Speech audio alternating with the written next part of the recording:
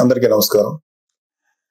వినుకొండలో జరిగిన రషీద్ హత్య జలాని అనే ఒక యువకుడి చేతిలో జరిగింది.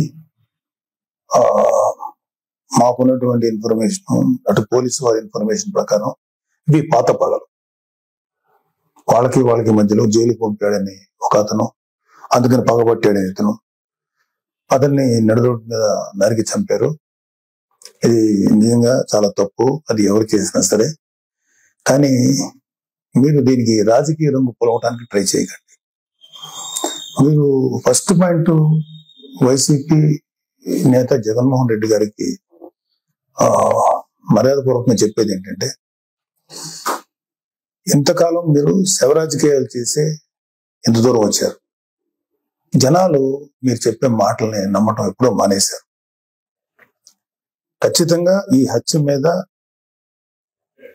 హత్యకి సంబంధించి మేము కూడా ఖండిస్తున్నాం. ఖచ్చితంగా ఎలాంటి వ్యక్తులైనా సరే, ఈ వెనకాల ఉన్న వాళ్ళు ఎవరినైనా సరే పట్టుకొని కోర్టుకు తీసుకెళ్లి శిక్షించాలని మేము కోరుకుంటున్నాం.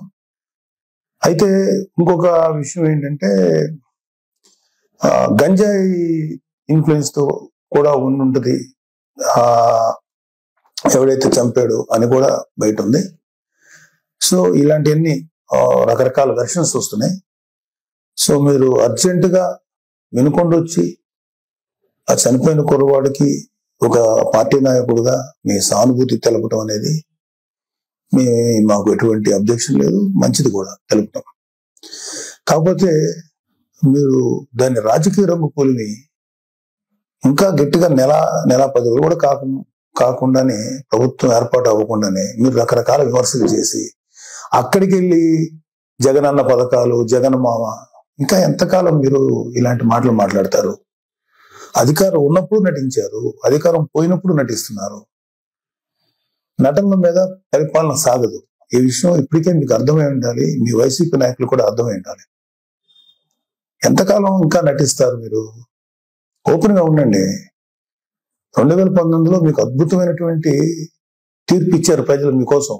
దాన్ని మీరు అత్యంత దారుణంగా, దుర్మార్గంగా ఉపయోగించుకొని ప్రజల నెత్తి మీద కాలు పెట్టి తొక్కారు. ప్రజల్ని హింసించి వదిలేరు మీరు. మీ పరిపాలనలో సామాన్యులు సైతం భయపడ్డారు. ప్రజల కోసం నిలబడిన కొంతమంది నాయకులు, కొంతమంది కార్యకర్తలు తప్ప ప్రతి ఒక్కరు భయపడ్డారు. ప్రతి వాళ్ళు భయపడ్డారు. మీరు ఇప్పుడు వచ్చేసేసి ఏదో అన్యాయం జరిగిపోయింది, డెఫినెట్ గా ఇది తప్పే, దీన్ని మేము ఖండిస్తున్నాం.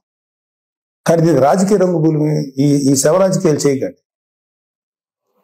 కూటమి ప్రభుత్వం పరిపాలనా పరంగా ఏదన్నా ఉంటే విమర్శించండి.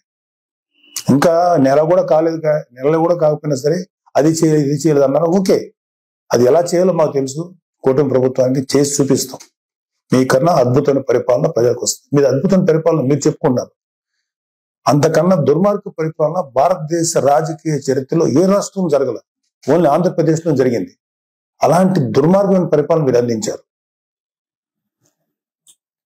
అంటే కొన్ని కోట్ల రూపాయలు, వేల కోట్లు, లక్షల కోట్ల రూపాయలు ప్రభుత్వానికి, ఖజానాకి గండి కొట్టి, నెక్స్ట్ అసలు అంటే ప్రభుత్వాన్ని సర్వనాశనం చేసి, ఒక గవర్నెన్స్ ఏ విధంగా కొనసాగనివ్వకుండా నాశనం చేసి, మీ పరిపాలనలో లక్షల కోట్ల అవినీతి జరిగితే దాని గురించి మీరు ఎప్పుడు మాట్లాడలేదు. అంటే మీరు పెట్టిన బొక్క, అంటే మన రాష్ట్ర ఖజానాకి కనీసం 2-3 మినిమం 4-5 ఏళ్ళు పడుతుంది మినిమం ముందు ఆ బొక్క పుడ్చడానికి. అంత పెద్ద బొక్క పెట్టి వెళ్ళిపోయారు మీరు ఆంధ్రప్రదేశ్ రాష్ట్రానికి.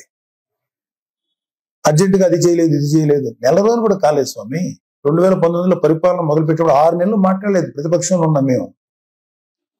మీకు అర్జెంటుగా వచ్చేసి అది చేయలేదు, ఇది చేస్తారు. ప్రతిదీ చేస్తుంది కూటమి ప్రభుత్వం, ప్రతిదీ చేస్తుంది. చంద్రబాబు నాయుడు గారు కానీ, పవన్ కళ్యాణ్ గారు కానీ నిబద్ధత ఉన్న మనుషులు. ఎలా చేయాలో అలా చేస్తారు. ప్రజలకు ఎంత మంచి చేయాలో చేసి తీరుతారు.